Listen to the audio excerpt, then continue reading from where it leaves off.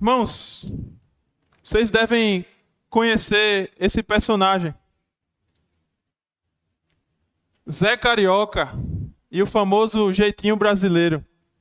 Na Segunda Guerra Mundial, os Estados Unidos estava tentando fazer aliados pela América Latina, e uma dessas formas era através de desenhos. E a Disney, para fazer essa ligação com a América Latina, criou um personagem brasileiro, o Zé Carioca. Um papagaio falante, um papagaio animado, festeiro, mas também que carregava em seu sangue o jeitinho brasileiro. A malandragem de sempre dar um jeitinho nas coisas. E foi essa imagem que por muito tempo foi passada no exterior, de nós brasileiros como alguém que sempre dá um jeitinho nas coisas. E entre nós, não é verdade? Nós somos conhecidos como o povo que sempre dá um jeitinho nas coisas. A gente ri, a gente sorri, mas no fundo esse personagem revela para nós um problema gravíssimo na nossa sociedade: a corrupção. No nosso país, a corrupção é como uma praga que se alastra. A gente encontra a própria corrupção onde não deveria ser encontrada. Nos hospitais, na economia, na política, na educação, nas vagas de estacionamento, no lixo que a gente joga na rua. Nossa sociedade vive na corrupção. Porém, esse não é o chamado para nós. Nós somos chamados, como todos vocês bem sabem, a sermos diferentes, a andar na contramão desse mundo e mostrar que existem brasileiros honestos, como eu e como você. E a sociedade que Daniel vivia nesse tempo não era muito diferente do nosso Brasil. Era uma sociedade corrompida, uma sociedade que os valores estavam totalmente invertidos. E você pode notar isso quando a gente lê esse texto e vê que as pessoas estavam tentando encontrar algo em Daniel que era honesto para tentar roubar o lugar dele. Convido você a voltar para o início desse texto, manter sua Bíblia aberta em Daniel 6 e observarmos algumas coisas muito importantes nesse texto. A primeira delas é a forma como os medos e os persas governavam. Vocês vão lembrar que Daniel chegou na Babilônia com aproximadamente 17 anos, um jovem levado como escravo por Nabucodonosor. E na Babilônia o rei estava acima de tudo e de todos. Se o rei emitisse um decreto, ele era quem tinha poder sobre ele. Se ele quisesse revogar, ele era o rei, o imperador. Na Média e na Pérsia, isso era um pouco diferente. Eles tinham um sistema de governo um pouco distinto. A monarquia deles funcionava da seguinte maneira: o rei escolhia 3 governadores para ajudá-lo, e abaixo desses governadores existiam 120 sátrapas, ou como minha mãe gosta de falar, 120 salta-para-trás. E esses salta-para-trás estavam a mando dos governadores que estavam a mando do rei. Mas acima do rei existia a lei dos medos e dos persas. Então, se o rei emitisse um decreto, nem ele estava livre daquela lei. A lei estava acima de tudo. A lei estava acima de todos. Então, pensando nisso, os instigadores, os invejosos, o salta para trás, eles sabiam que o rei não poderia revogar uma lei. E veja como o texto anda. Daniel se destaca tanto, verso 3, que os supervisores e os sátrapas, por suas grandes qualidades, que o rei planejava colocá-lo à frente do governo de todo o império. O rei queria modificar essa forma de governo por causa de Daniel. Ele queria colocar Daniel acima dos governadores e abaixo somente dele. E veja que ele fez isso não porque Daniel era judeu, mas porque Daniel tinha qualidades. E quais eram essas qualidades? Essa é a parte que a gente ouve com atenção. Verso 4. Diante disso, os supervisores e os sátrapas procuraram motivos para acusá-lo, para acusar Daniel em sua administração governamental, mas nada conseguiram. Não puderam achar nele falta alguma, pois ele era perfeito. É isso que o texto está dizendo? Ele era fiel. O homem perfeito não existe a não ser Jesus, o homem-Deus. Então veja que o texto fala que Daniel tinha a característica de ser alguém fiel. E ele vai dizer mais: não era desonesto, nem era negligente. Então o rei se admira com alguém tão fiel, tão honesto, e que não era negligente com as coisas, que decide até mesmo mudar o seu próprio governo para colocar Daniel acima de tudo, menos dele. Agora imagine os outros que estavam trabalhando com Daniel.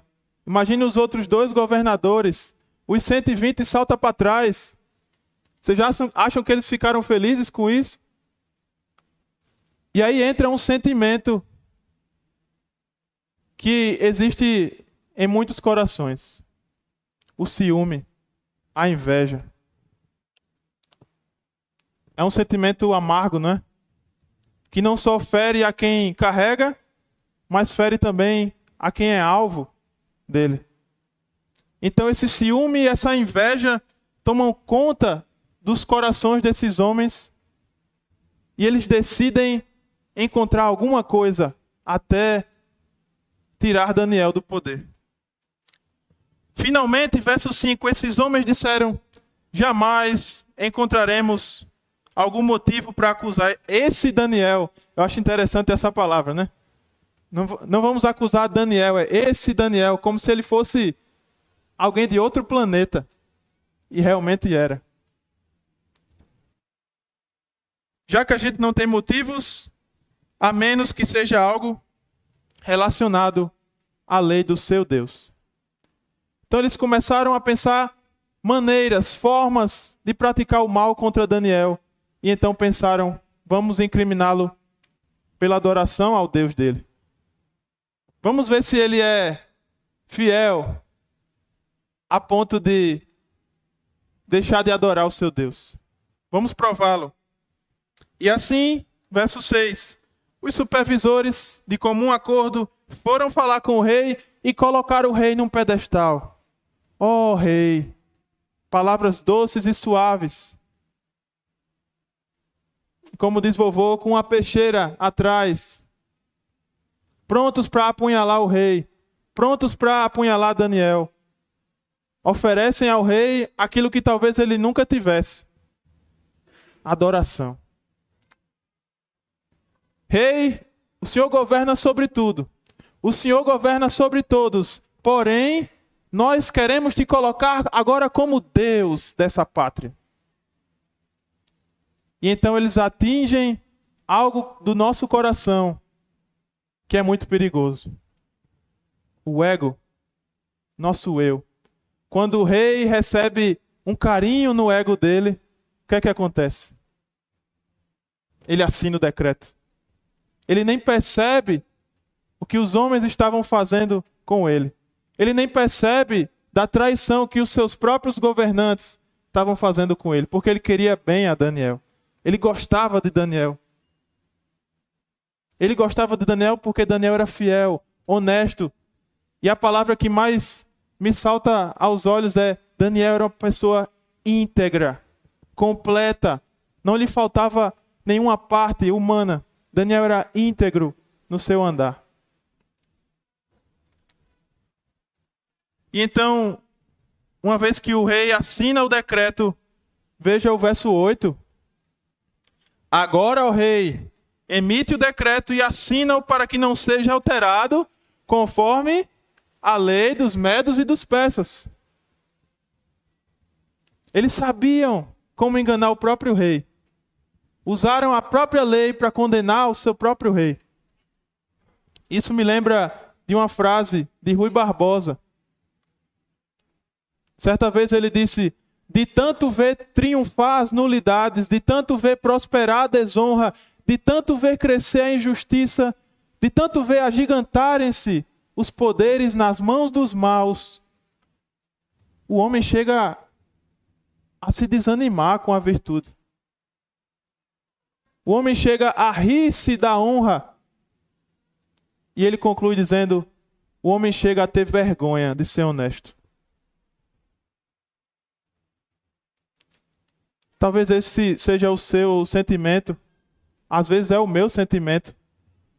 Por que ser honesto se todo mundo faz o que é errado? Por que ser justo e honesto se todo mundo busca a injustiça? Por que continuar sendo justo se os injustos prosperam? Você já foi tentado a pensar assim, como eu?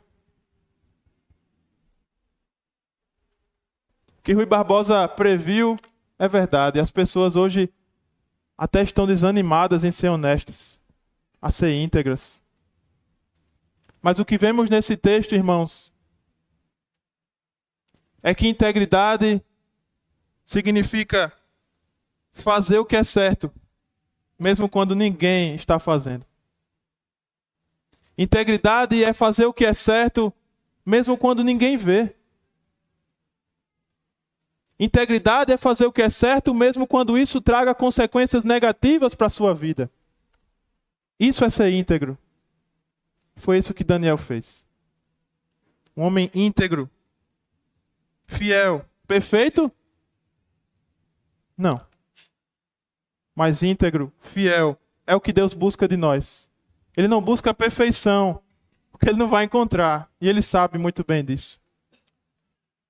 Mas ele busca a sua fidelidade.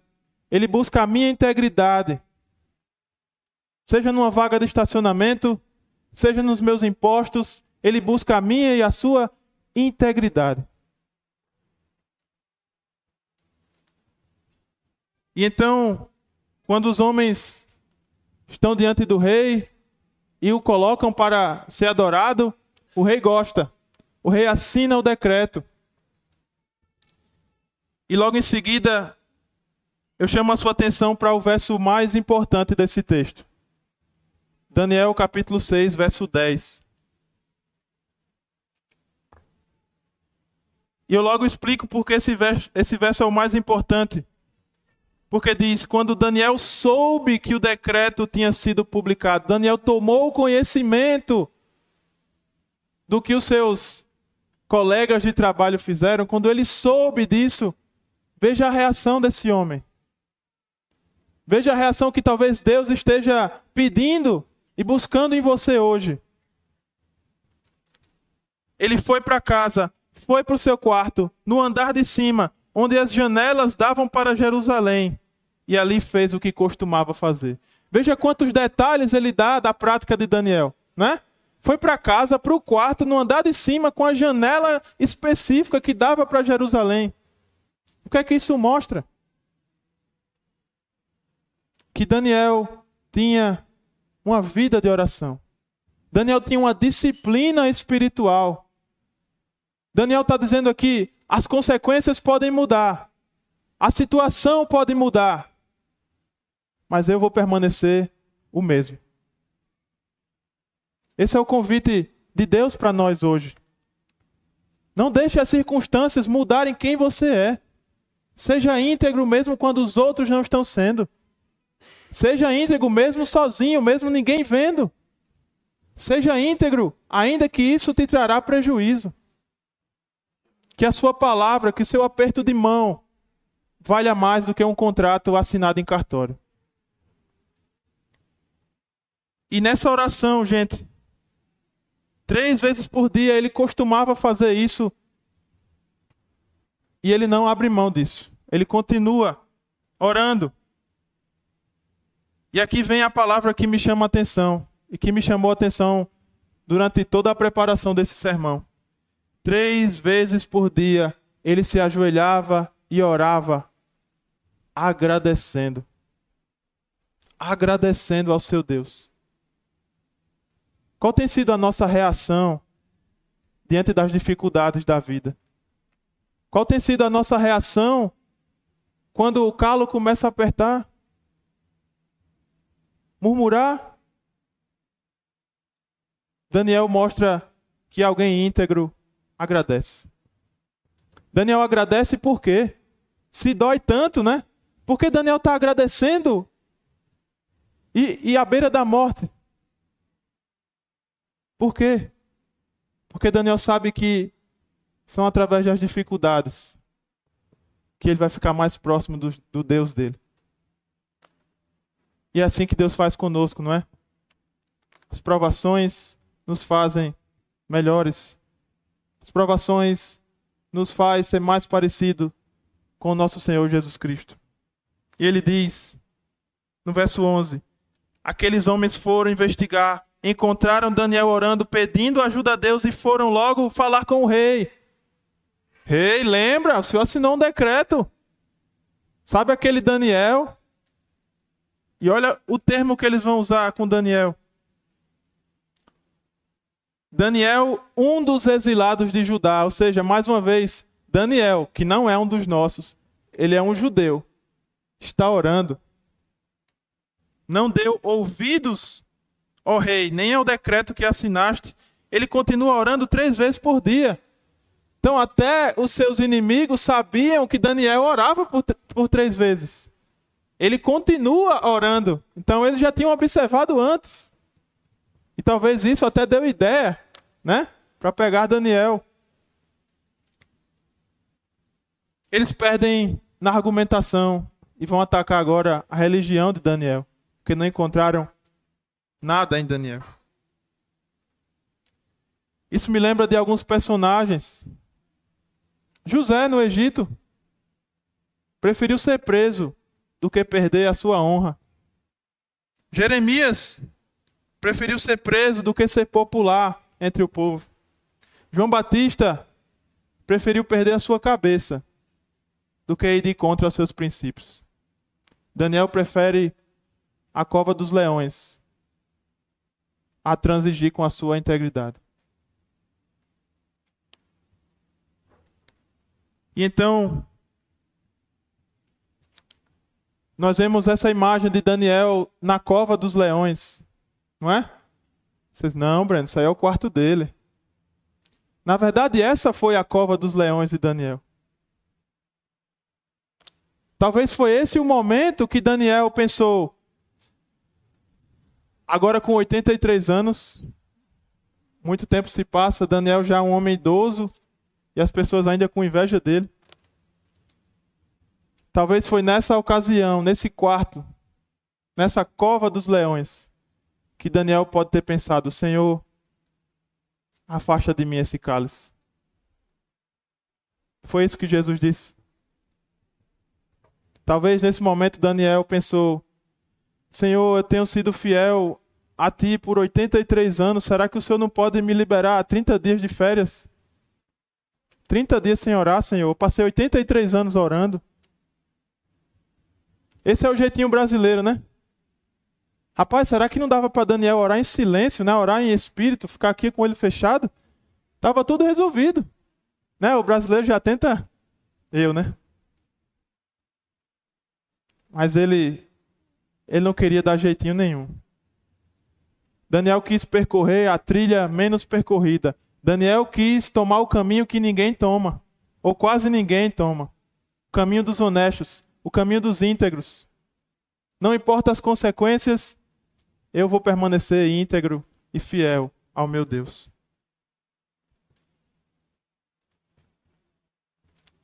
Talvez nós passemos por essas tentações.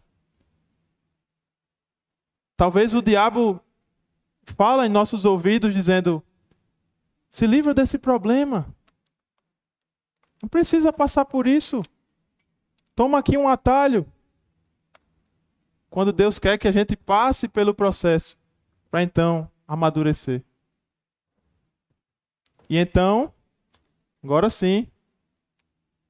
A literal cova dos leões. E aqui, gente, pesquisando sobre esse sermão, e já quero dizer que esse sermão está sendo somente apresentado por mim, mas esse sermão foi feito por mais de 10 pessoas na Sercris. A gente fez esse sermão junto. E pesquisando um pouco, a gente viu que alguns teólogos liberais têm lido essa passagem de Daniel, capítulo 6, e têm dito, olha, isso aqui não é muito bem ao pé da letra. Isso aqui é uma história que a gente conta na EBD infantil. Não foi muito bem assim a cova dos leões, como a Bíblia diz. Então eles tentam argumentar que talvez, primeiro argumento, é que talvez os leões não estivessem com tanta fome. Meu amigo, minha amiga, se você tem um cachorrinho em casa, você sabe do que eu estou falando. Se você dá um pedaço de pão, é capaz de ele comer seu dedo. E você dizer para mim que a cova dos leões, os leões não estavam com fome? Ou dizer que eles eram banguelos? Ou dizer que eram veganos? Então as pessoas têm tentado colocar essa passagem, esse texto em descrédito, tirando todo o mérito de Deus ao livrar Daniel. E Deus livrou Daniel não da cova. Deus livrou Daniel na cova. Tem uma grande diferença no português. Ele foi para a cova. Todo mundo está vendo ele aqui, né? Daniel foi para a cova. Então ele não foi livrado da cova. Deus não o livrou da cova. Deus não livrou Jesus da cruz. Deus não livrou João Batista de ter sua cabeça cortada.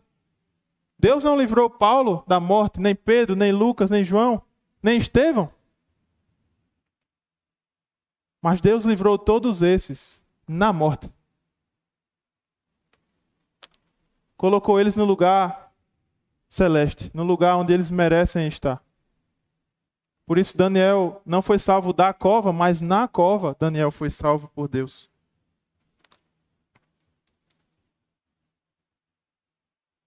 Irmãos, a gente vê o final do texto. E no verso 17 tem algo que salta aos nossos olhos, uma semelhança muito peculiar. Verso 17 diz: taparam a cova com uma pedra, e o rei a selou com o seu anel selo e com os anéis de seus nobres, para que essa decisão sobre Daniel não se modificasse. Você conhece alguém que foi jogado dentro de uma pedra, tapada com outra pedra e selada, para que tivesse garantia que aquela pessoa não saísse e enfrentasse a morte lá dentro? Eu também conheço. O nome dele é Jesus de Nazaré. E veja, outra coisa também interessante é o verso 14. Quando o rei ouviu que Daniel estava orando, estava fazendo o que era de costume, estava adorando o seu Deus, estava sendo íntegro. Quando o rei soube disso, o que é que ele diz no verso 14? Ficou muito contrariado. Aí você pergunta, nossa, ficou contrariado porque Daniel foi de encontro à lei dos medos e dos persas. Não. Olha o que o texto vai dizer. Ficou contrariado e decidiu salvar Daniel. Ele não ficou contrariado porque Daniel infringiu a lei que ele mesmo assinou. Ele ficou contrariado porque os seus ajudantes o enganaram. Foi por isso que ele se contrariou. Então veja como o coração do homem muitas vezes é mau. E esse rei não consegue dormir. Esse rei fica tentando achar uma forma de salvar Daniel. Ele queria bem a Daniel. Ele amava Daniel. Mas não tinha nada que ele fizesse, a não ser confiar no Deus de Daniel. E por isso ele disse que o seu Deus, verso 16, a quem você serve, Daniel, continuamente o livre. Porque eu não posso fazer nada. Eu que sou adorado como Deus por toda a Média, por toda a Pérsia, eu não posso fazer nada. Que interessante, né? Mas talvez o seu Deus, Daniel, a quem você serve não desde ontem, mas continuamente, talvez esse Deus te salve. Dario ainda tinha um ar de insegurança com o Deus de Daniel.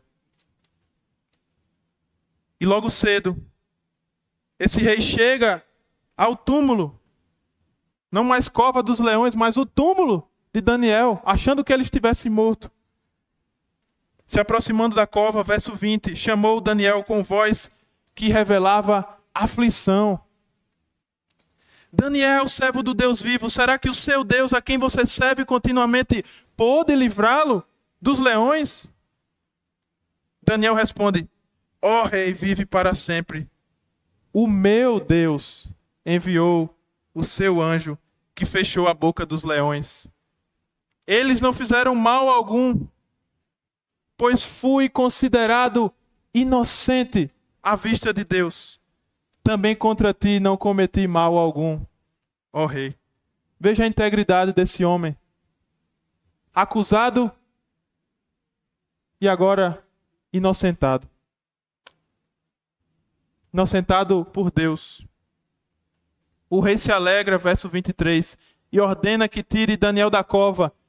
E como a gente falou anteriormente, a lei estava acima de tudo e de todos, não é? E havia a lei do olho por olho e dente por dente na Pérsia.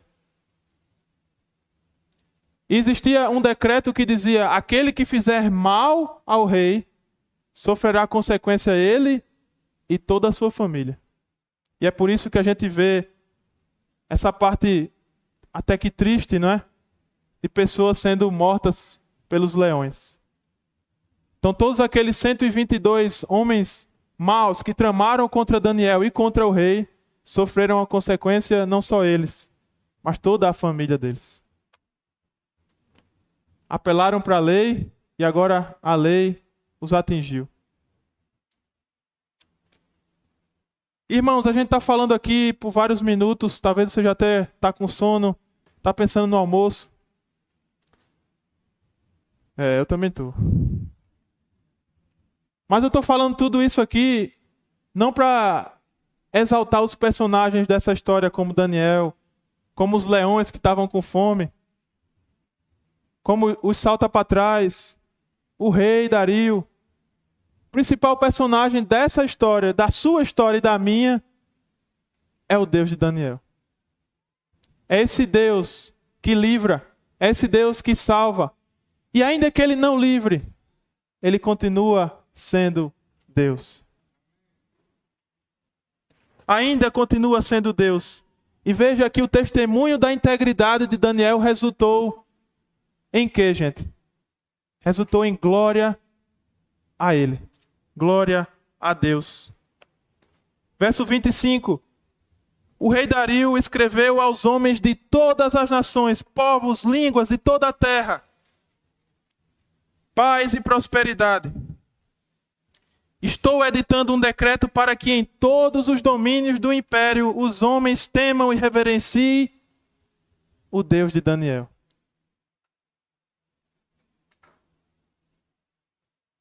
O Deus de Zanato. O Deus de Augusto. O Deus de Marilene. Deus de Edgar.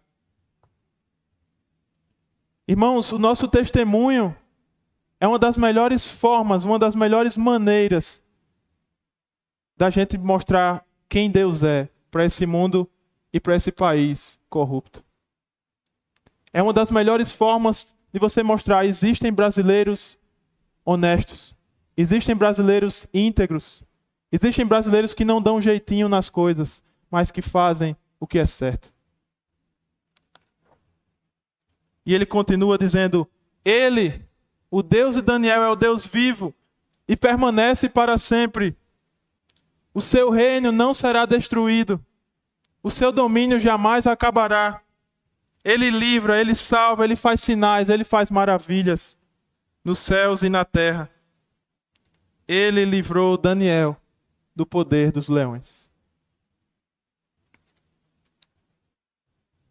Irmãos, com tudo isso, gostaria de concluir dizendo: cuide da sua integridade. Cuide da sua integridade. E deixe que Deus cuide da sua reputação. Ô, meu irmão, quantas vezes a gente tem tentado cuidar da nossa reputação e a gente pensa no que os outros vão pensar sobre você. Não perca tempo com isso. Daniel não estava preocupado com o que os outros iam pensar dele. Daniel estava centrado, preocupado com a integridade dele. E a reputação? Deus cuidou. Cuide da sua integridade, que Deus vai cuidar da sua reputação.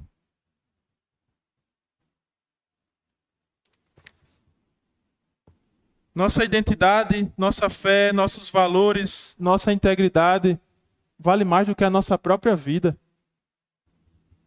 Daniel morreu, Daniel passou, mas a integridade dele ficou.